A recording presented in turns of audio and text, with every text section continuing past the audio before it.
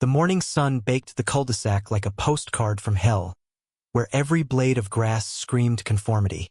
I was out there, wrench in hand, putting the final touches on my new slate gray mailbox, when the HOA brigade marched over like they owned the damn planet. "Mr. Dawson?" the ringleader barked, her voice dripping with that fake politeness that hides a knife. "That color is an abomination to our standards, and we're calling the authorities to make you comply." It hit me then, standing in my own driveway, that this wasn't just about a mailbox. It was about control freaks in khakis who thought their bylaws were the 10 Commandments. But what they didn't know, what nobody knew, was that I'd bought this house at auction, and it came with secrets buried in county records that would turn their little empire upside down. The neighborhood of Willow Creek Estates gleamed under that relentless Virginia sun. All manicured lawns and identical beige shutters that screamed, "Don't dare be different." It was the kind of place where people moved for the community spirit, but really it was a pressure cooker of petty rules enforced by the Homeowners Association, or as I called them, the Harmony Overlords Association. I'd snagged my place at 187 Willow Lane dirt cheap after the old owner skipped town amid some tax mess. At 38, a software developer who preferred code over small talk, I figured it'd be a quiet spot to tinker in peace. Boy, was I wrong. From day one, the notes started, taped to my door like passive-aggressive love letters. "Welcome. Remember, vehicles must face north in driveways for aesthetic flow." Then, "Your recycling bin is visible. Kindly conceal to maintain visual harmony." I ignored them at first, chalking it up to overzealous welcome wagons. But deep down, I knew the vibe. Whispers at the mailbox cluster about that new guy who didn't attend the mandatory potluck. Rumors spread like wildfire. I was antisocial, maybe even hiding something, all because I kept to myself, fixing up the house without begging for approval on every nail.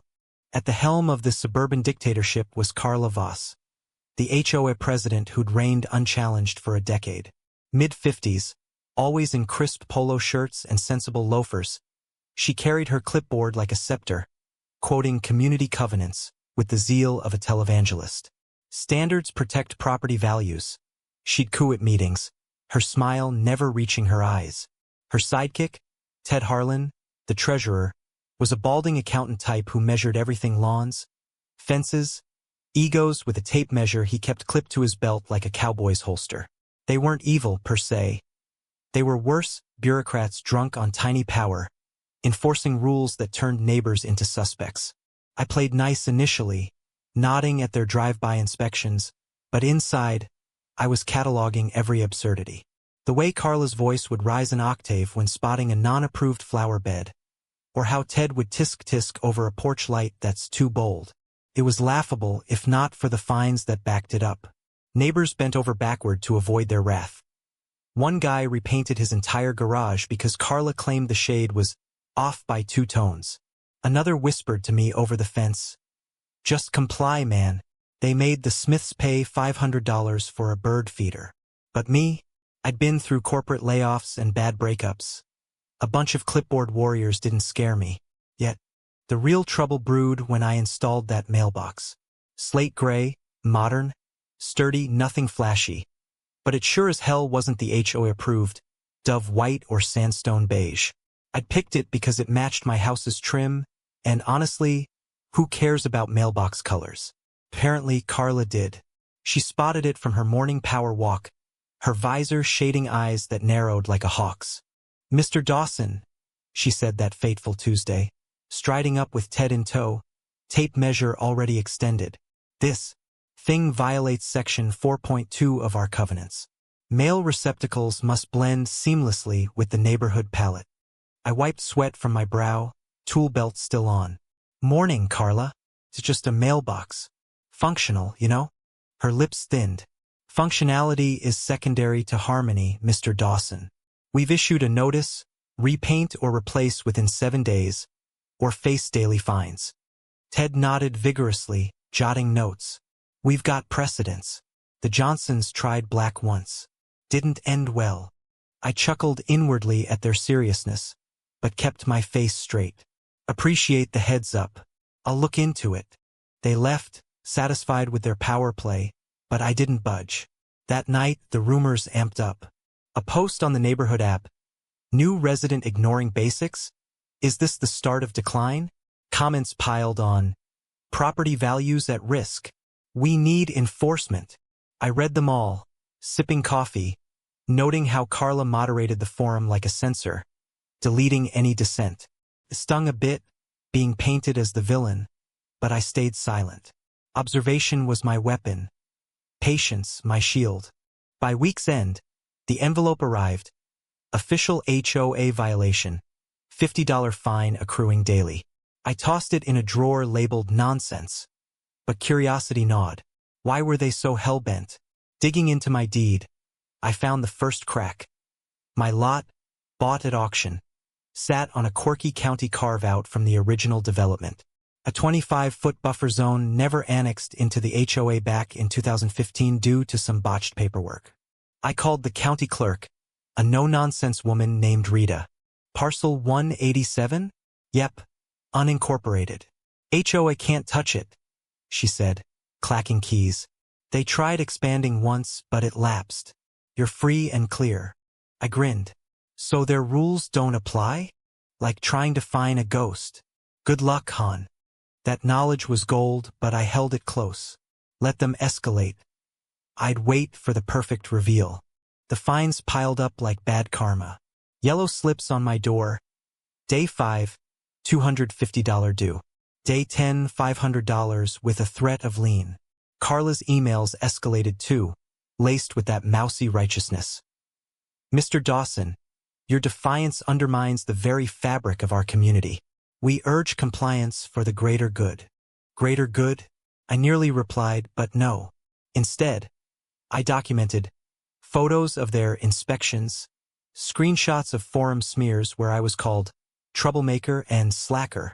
Neighbors avoided me now, crossing streets mid-conversation, whispering about that guy fighting the HOA. One left an anonymous note. They ruined the Parkers over weeds. Back down. But another slipped me a tip. Check the Commons land records. HOAs on shaky ground. Shaky ground? That lit a fire. Late nights, I pored over public databases. The HOA's 2015 expansion? Never filed properly. Pending status for years. More juicy.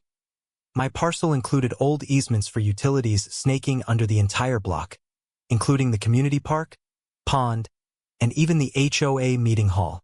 Those lines predated the neighborhood, grandfathered in. If pushed, I could claim partial ownership over their precious common areas. But the real bombshell? The auction where I bought my house included 2 adjacent parcels. Tiny slivers of land under the park and hall, foreclosed quietly. The old owner had bundled them, and I'd snapped it up without realizing. I owned the dirt beneath their throne. Laughing alone in my office, I printed certified copies, stamped by the county. Their empire was built on my sand. Meanwhile, the harassment amped. Ted snapped pics of my yard daily, muttering about nonconformity. Carla hosted a town hall on the app, addressing rogue elements threatening our peace. Comments cheered her on. Enforce, protect our values. It was comical, their self-importance ballooning like a bad sitcom. But under the laughs, it grated being the outcast in my own home. Then came the ultimatum email. Final warning. Police will be involved for trespass and nuisance if non-compliance persists. Trespass? On my property. The irony burned. I replied politely, let's discuss at your next meeting. Their response? Attendance mandatory for resolution. Game on. The pressure cooker hit boil that following Saturday. The HOA Compliance Summit was set in the community hall. My community hall, technically.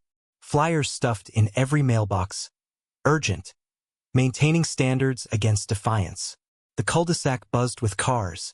Neighbors filing in like jurors to a kangaroo court. Carla at the podium. Microphone feedback screeching like her ego. Ted beside her. Stack of evidence. Photos of my mailbox blown up like crime scene exhibits. Even a deputy sheriff lounged by the door, badge gleaming, called in for order. I strolled in last, folder tucked under arm, jeans and t-shirt amid their button-ups. Whispers rippled. There he is. Think he'll cave. Mr. Dawson, Carla intoned, voice echoing. Thank you for gracing us. This forum addresses your blatant disregard for covenants. Item 1, mailbox infraction. Item 2, fostering discord. Item 3, eroding community trust. I leaned against a wall, casual. Discord? By existing. The crowd murmured. Ted jumped in. You've ignored notices. Fines exceed $1,000 now. Pay up or face liens. Carla nodded sagely. We act not out of malice, but duty. Standards bind us. Without them, chaos reigns. Chaos from a gray box. I bit back a laugh. One question, Carla. Under which filed charter do these rules apply to my lot? She faltered, clipboard trembling. All of them. Willow Creek's covenants are ironclad. Not according to county records, I said mildly, pulling out the certified map. Your last valid filing? 2012. Expansion lapsed. My parcel? Outside your bounds by 25 feet. You're fining thin air. Gasped. Ted spluttered. We've enforced for years. Everyone complies. Illegal enforcement. I countered. Like your commons here? Check the deeds. I own the parcels under this hall and the park. Bought M at auction. Your meetings? On my land. The room erupted. Carla's face flushed purple. Preposterous. We'll sue. I slid over ownership papers. Sue away. But first, explain collecting dues on property you don't own. Sounds like fraud to me. The sheriff perked up, scanning docs. This checks out. Operating on private land without permission? That's trespassing. Neighbors shifted, eyes widening. One blurted, Wait, we've been paying for nothing? Carla stammered. This is for the community. He can't just dismantle us. Ted deflated. But the rules. I leaned in, voice low but cutting. Rules you made up. You called the cops on a mailbox, Carla. I called the county on you. Laughter bubbled, not cruel, but cathartic. Applause started slow, then swelled. Betty from down the street stood. About time someone called their bluff. Carla gripped the podium, veneer cracking. You're ruining everything we built. No, I said. You built on sand. Mine. The sheriff nodded. Meeting adjourned. Legally. As the crowd filed out, cheers mixing with stunned chatter, Carla shot me a glare of pure venom. But it was over. Their throne crumbled in broad daylight. The fallout hit like a suburban avalanche. By Monday, Carla's minivan vanished before dawn. Screenshots from the HOA chat leaked. Her frantic orders to silence the dissenter. Ted's whiny agreements. The local paper splashed it. HOA overreach exposed resident owns the dirt under their feet. Board members jumped ship. Resignations citing misguided leadership. Ted's last post. We meant well, but facts are facts. The website crashed under traffic, then went dark with a lame under review. The county confirmed. HOA jurisdiction nullified for overreaches. No more fines, no liens, refunds discussed. Carla tried a last-ditch Zoom rally. 3 attendees all to quit. I didn't gloat. Instead, I offered a lease. Use the hall and park free minus the tyranny. Neighbors formed a casual group. No fines, just barbecues and volunteer fixes. Weeks later, a for sale sign sprouted at Carla's curb. Motivated seller. Rumor? She fled to a rural spot, no HOAs in sight. Ted moved blocks away, waving sheepishly now. The hall transformed. Book swaps, kids' art classes. Sunlight streamed in, warm, not accusatory. Betty baked cookies. You saved us from ourselves. Sheriff stopped by. Smart play. Power unchecked is poison. I nodded. Just read the fine print. Now Willow Creek breathes easy. Lawns vary, wildflowers here, gnomes there. Kids chalk sidewalks without fear. My mailbox, still gray, a badge of quiet rebellion.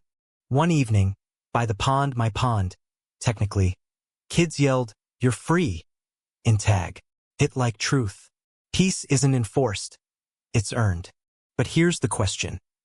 In a world of rules pretending to protect, was the real villain the HOA or the silence that let them thrive?